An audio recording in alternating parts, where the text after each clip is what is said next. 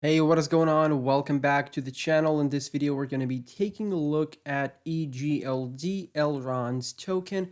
I do want to say that I'm not a financial advisor. You should do your own research before investing money into crypto. I also want to mention the two donation links I have down below in the description.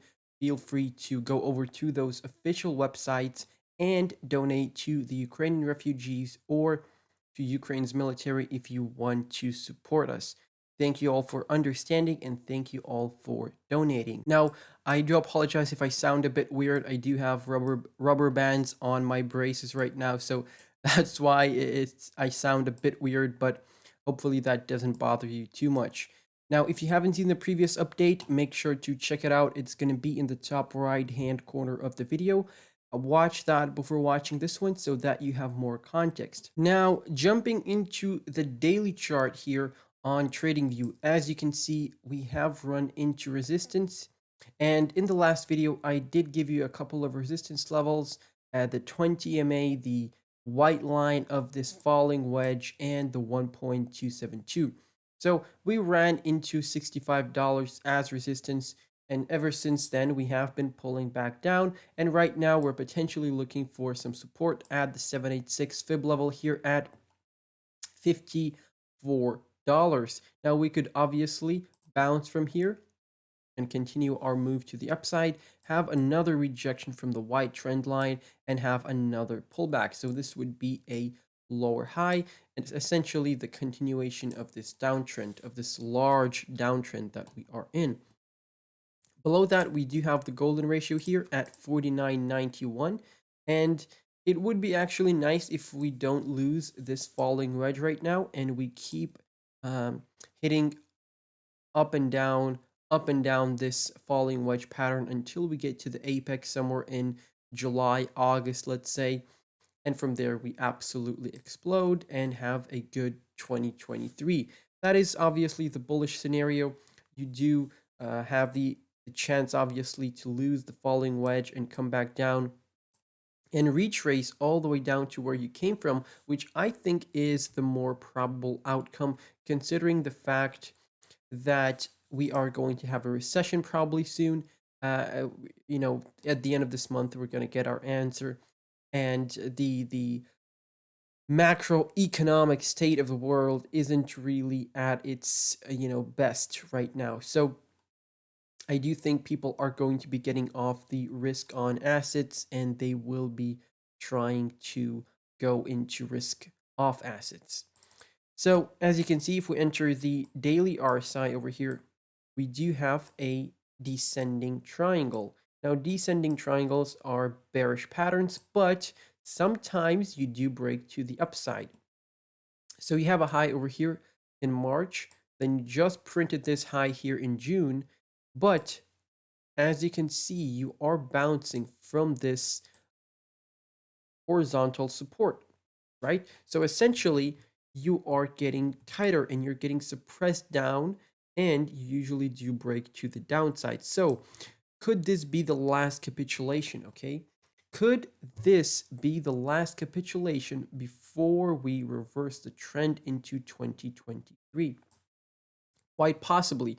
But I do think if we lose this low over here, if we lose this support trend line, that will be an incredible opportunity to buy into this project, because as you can see, you haven't been below this level. Actually, if I extend the trend line a bit,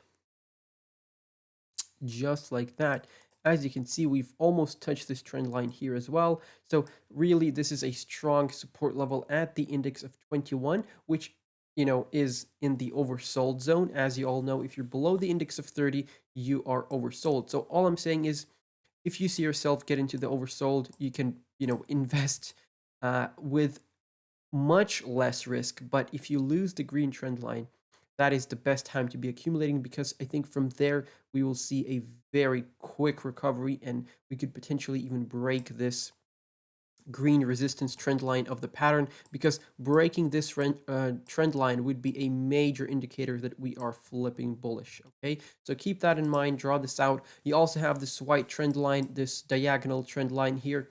You can potentially bounce from here as support. come back up for a lower low, for a lower high, I should say, and then drop from there. So keep an eye on the white trend line, but I would target the green trend line here for entries.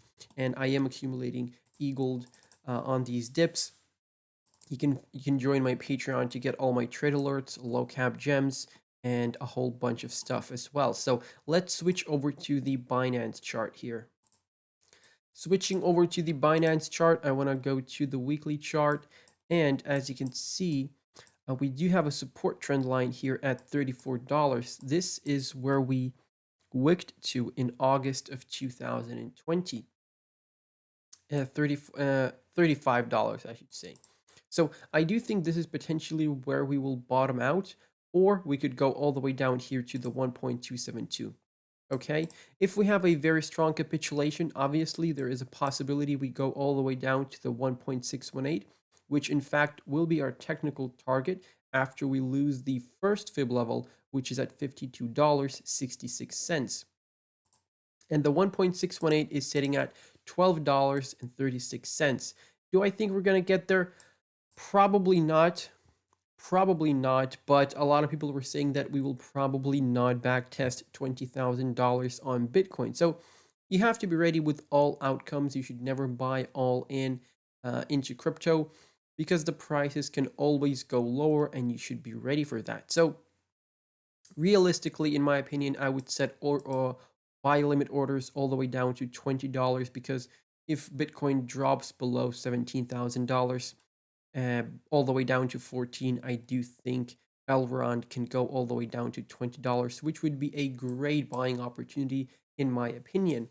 As you can see, we have the bearish cross on the weekly chart, which is when the 20 EMA crosses below the 55.